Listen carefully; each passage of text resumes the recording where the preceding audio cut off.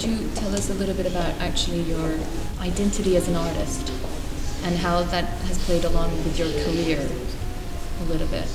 Actually, originally I was an artist. I am an artist, let's say, and I started painting in the early 60s. And then I took a different road, and I became an academic. I took my PhD in history of Islamic art, and my undergraduate studies were in Ottoman history. And I went back to art, and then I discovered that I liked both history and art. So I did Islamic art, history of Islamic art. And then I became ambassador of Jordan to Italy in 2006 for 5 years. And that was one of the best periods of my life, to especially Italy, which is the capital of culture in the world, I believe. 75% of cultural heritage, world cultural heritage, is in Italy. So I really had a wonderful, wonderful stay there. And then I retired last year, and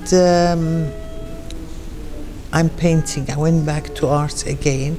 Academia, I've given up, finish. It's too tiring, it's too time consuming. I just want to enjoy painting, and to enjoy traveling, and to enjoy sleeping. It's interesting, obviously, throughout your career, the gallery has played an important role, I presume. Of course. So, and it's, as a national treasure, it's important because for you, because it's, you go back and realize hasn't been, there are certain areas that are undermined by the government or cultural policies, etc. So institutions become very important in embracing what, the sort of cultural heritage as it develops throughout the way. So how would you've seen since the beginning of 1980s, I presume, you've started collecting this collection that's very special right now here, where we see this selection. Could you give us just a brief insight in how this has changed and what you think the near future holds in your collection, and in kind of bringing so diverse and an important group of artists and kind of... For me, the most important aspect of the Jordan National Gallery is our collection from developing countries. From Asia, Africa, the Islamic world, the Arab world, of course, is included in the Islamic world. And it's an ongoing process. We can never say, okay, now we have a good collection, we'll stop collecting. It's an ongoing process.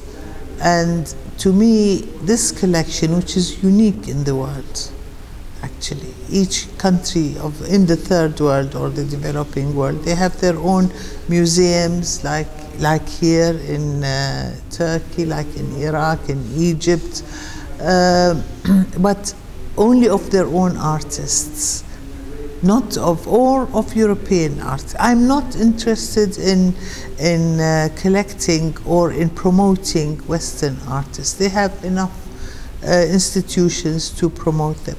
I am mostly interested in third world artists, or developing world artists, whatever they are calling us nowadays. And this is why I think our collection is unique at the Jordan National Gallery. And I just hope that this economic crisis will end very soon, so that we can start spending as much as we want again. Because with the economic crisis, we have been hindered in our purchasing power. Obviously, all of the the geographical areas and the countries that you say are very significant when you look through obviously Westerner eyes, that they're always in the news, and we have always some sort of dilemma and some sort of turmoil, whether it's not turmoil, it's something else, but there's something always... Crisis. Some sort of crisis. But how do you think that throughout these past years, these artists have, you know, expressed themselves? And do you think these artworks actually carry the sort of country or their identity in a sense? Does that reflect well in their art? And do you think it's a really good way to actually express kind of... There are two trends. One trend is to express the dilemma, to express the crisis, to express the tragedies of the area in the artworks, like the Palestinian question, like the occupation of Gaza, like so many occupation of Iraq, for example, so many crises we've been going through. You cannot imagine. And then these artists try, each in his own way, to express the tragedy or the what is affecting his countries and his areas situation. And there are other artists who just think that art is an international trend, and they don't have to express socio-economic or socio-political problems. There are two.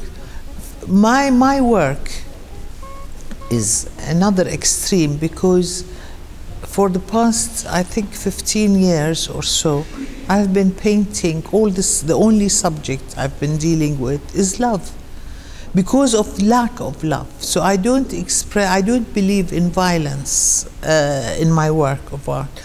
I want to show that this is what we lack, so I emphasize it, to spread it through osmosis, I don't know, through emotional osmosis, but all kinds of love, whether Sufi love, whether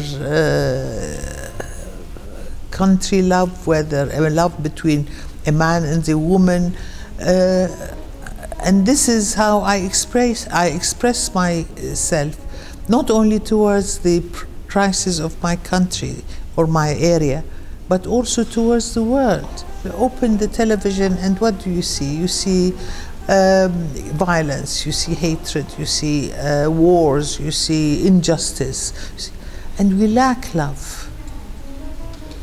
So each artist expresses the way he or she feels in a different way.